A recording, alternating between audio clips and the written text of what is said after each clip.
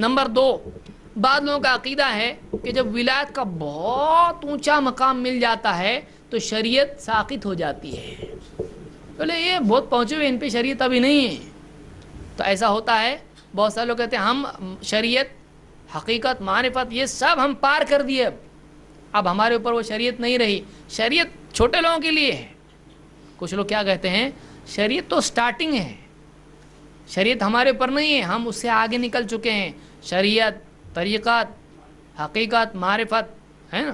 اور اینڈ میں کیا آتا پھر؟ اگر شریعت چھوڑ دیا تو مصیبت. شریعت چھوڑ کے کبھی بھی معرفت نہیں مل سکتی ہے اور جنت نہیں مل سکتی ہے. شریعت کے تابع ہی رہنا پڑے گا. بخاری اور مسلم کی روایت میں حضرت عائشہ رضی اللہ تعالی فرماتی ہیں اللہ کے نبی صلی اللہ علیہ وسلم کا آخری وقت جب آیا، آپ صلی اللہ علیہ وسلم کو بے ہوش ہو جایا کرتے تھے. آپ نے غسل کیا اور آپ ہوش میں آئے اور آپ نے صحابہ کو کہا کہ ابوبکر صدیق رضی اللہ تعالیٰ کو امام بنایا جائے. ان کو امام بنایا گیا. پھر آپ 2 آدمیوں کے سہارے سے مسجد میں آئے اور فرماتی ہیں کہ آپ کا حال ہی ہو گیا تھا کہ آپ کے پاؤں زمین پر گھسٹنے کی وجہ سے ریت میں لکیریں بن رہی تھی. آپ کو 2 آدمیوں کے سہارے سے مسجد میں لایا گیا اور آپ کو مسجد کے اندر بٹھایا گیا. آپ حضرت ابوبکر صدیق کی دائیں طرف آ کے بیٹھ گئے، بائیں طرف آ کے بیٹھ گئے، بائیں طرف لیفٹ میں آ کے بیٹھ گئے. حضرت ابوبکر صدیق دائیں طرف تھے. تو آپ بتائیے اللہ کے نبی صلی اللہ علیہ وسلم اس حالت میں بھی، آپ بتائیے اللہ کے نبی صلی اللہ علیہ وسلم سے بڑھ کے مرتبہ کسی کا ہو سکتا ہے؟ تصور کرنا بھی حرام ہے. لیکن آپ سوچئے اللہ کے نبی صلی اللہ علیہ وسلم ایسے حال میں بھی، جبکہ نبوت کا اخیر کا زمانہ ہے، آپ پر قرآن وغیرہ سب کتنا کچھ علم آ چکا ہے، کتنی عبادات آپ کر چکے ہیں، کتنی جنگیں آپ نے، کتنے روزے آپ نے رکھے، حج آپ کا ہو چکا ہے، سب کچھ آپ کر چکے ہیں، کتنا قرب اللہ سے آپ کو مل چکا ہے. لیکن اس کے باوجود اللہ کے نبی صلی اللہ علیہ وسلم نے نہیں کہا اب مجھ پر نماز کیا ہو گئی ہے، ساقط ہو چکی ہے. آپ پھر بھی مسجد میں آئے اور آپ صلی اللہ علیہ وسلم نے مسجد میں آ کر کیا پڑھی؟ نماز پڑھی. ابوبکر صدیق آپ کے تابع ہو گئے اور آپ امام بن کے آگے نماز پڑھانے لگے. آپ سوچئے ایسے حال میں کہ پاؤں زمین پر گھسٹ سکتے ہیں، پاؤں زمین. امام بخاری نے باب قائم کیا ہے کہ کس حال تک ایک آدمی کو مسجد میں آنا چاہیے. امام بخاری بہت گہرا باب قائم کرتے ہیں. اس لیے علماء کہتے ہیں کہ یعنی فقہ البخاری فی تراجمہ ہی، بخاری کا اصل فقہ جو ہے ان کے ابواب میں آتا ہے، تراجم میں آتا ہے. کیسا مسئلہ نکالتے ہیں، کہتے ہیں کس حالت تک آدمی مسجد میں آ سکتا ہے. تو آپ سوچئے اللہ کے نبی صلی اللہ علیہ وسلم پر شریعت ساقط ہوئی کسی حال میں، آخری وقت تک آپ شریعت پر قائم رہے، آخری سانسوں تک آپ کہہ رہے ہیں لعنت اللہ علی الیہود والنصارى اتخذوا قبور انبیاء مساجد. اللہ کی لعنت ہو یہود و نصارہ پر، انہوں نے اپنے نبیوں کی قبروں کو سجدہ گاہ بنا لیا. آخری وقت تک آپ کہہ رہے ہیں، آخری وقت تک آپ کہہ رہے ہیں الصلاۃ الصلاۃ وما ملکت ایمانکم، نماز نماز اور اپنے غلاموں کا خیال رکھو. آخری وقت تک آپ شریعت کے بارے میں بول رہے ہیں، لوگوں کو تعلیم دے رہے ہیں، لوگوں کو تربیت دے رہے ہیں آخری وقت تک. اور یہ آج کوئی کہنے والا بنے کہ ہم آگے نکل چکے، ہم سے شریعت ساقط ہو چکی ہے، شرم کی وجہ، یہ دھوکے باز لوگ ہیں. کبھی بھی شریعت ساقط نہیں ہوتی ہے. عمر بن خطاب رضی اللہ تعالیٰ خنجر مارا گیا، 13 زخم جسم میں ہے،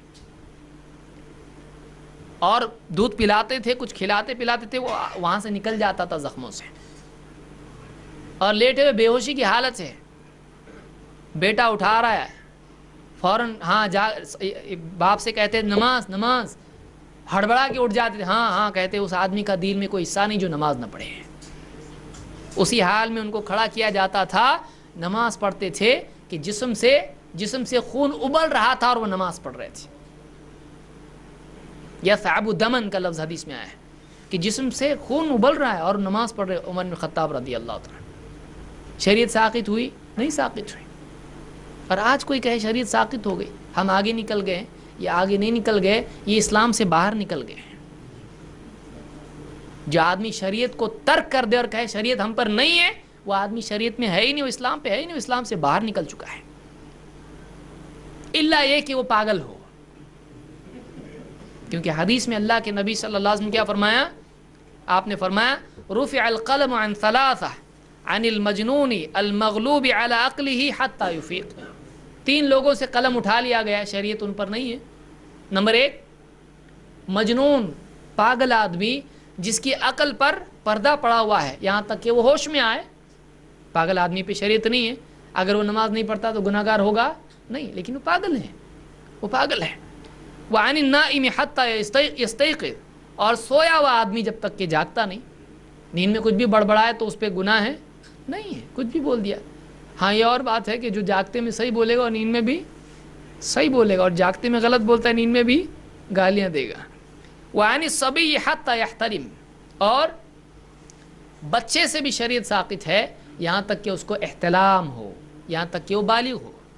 3 لوگوں پر شریعت نہیں، یعنی گناہ کا قلم ان پر نہیں ہے۔ تو یہ 3 لوگ ہیں، اس کو امام احمد، ابو داؤد اور حاکم نے روایت کیا ہے۔ تو اس حدیث سے معلوم ہوتا ہے کہ ہاں کوئی آدمی پاگل ہے تو اس پر شریعت ہی نہیں ہے، لیکن ایسے آدمی کو اپنا رہبر بنا سکتے ہیں جس پر شریعت نہیں ہے۔ لوگ جا کے بیٹھ جاتے، بابا ایسا آدمی جو بالکل مجنون ہے، اس کو خود نماز کا ہوش نہیں ہے، وہ آپ کے بارے میں کیسا بتائے گا؟ آپ بتائیے، آپ کو رہبری دے گا۔ اگر آپ کو رستہ بتاتا تو خود مسجد کا رستہ لیتا، خود اللہ کی شریعت پر عمل کرتا۔ ایسے لوگ نہ قرآن پڑھتے ہیں، نہ دین کی بات کرتے ہیں، نہ ذکر کرتے ہیں، ایسے لوگ کیا کچھ نہیں کرتے ہیں۔ اب اس کے سامنے آدمی جا کے بیٹھا ہے اور اپنی زندگی کے مسائل، اپنے اور ساری چیزیں کرتا ہے، تو یہ صحیح نہیں ہے۔ لوگ سمجھتے ہیں ایسے لوگ بابا ہوتے ہیں، ایسا نہیں ہوتا ہے، اللہ زیادہ بچائے گا۔ آپ بتائیے صحابہ میں سے کوئی ایسا تھا؟ صحابہ میں سے کوئی بھی ایسا نہیں، کیوں نہیں ایسا ولی؟ اور زیادہ ہونا چاہیے وہاں پہ۔ تو عجیب و غریب چیز ہے، لوگوں کا معاملہ عجیب ہے کہ وہ جو آدمی ایسا الٹا کرے اس کو ولی ماننے لگ جاتے ہیں۔ ایسا نہیں ہے، واقعی ولی وہ ہے جو سیدھے راستے پر چلے۔